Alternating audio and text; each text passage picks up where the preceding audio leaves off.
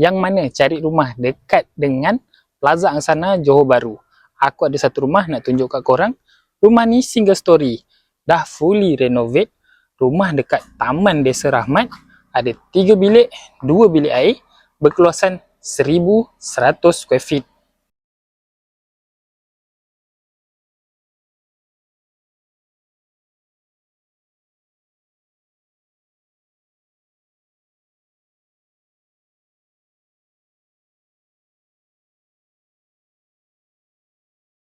Bahagian depan rumah ni korang boleh buat parking kereta.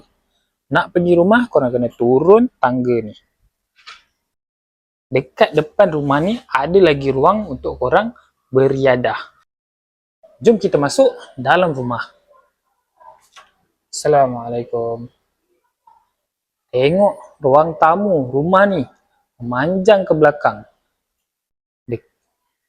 Ruang tamu rumah ni memanjang ke belakang. Dekat atas dah siap dengan kornis, L-box, dah siap dengan LED. Dekat tepi ni ada lagi ruang untuk living area. Rumah ni ada 3 bilik, 2 bilik air.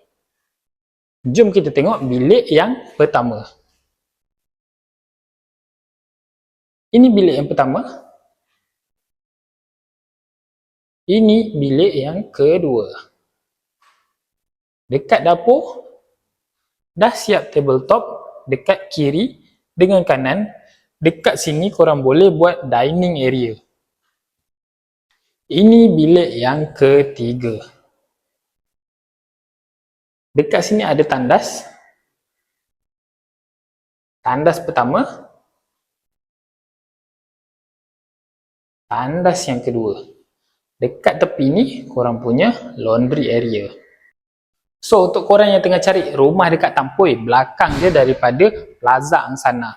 Nak pergi Angsana jalan kaki je. Korang boleh tengok rumah ni. Rumah ni owner nak jual cuma 488,000 sahaja. 3 bilik, 2 bilik air. Berkeluasan 1,100 square feet lebih. Korang boleh komen dekat bawah.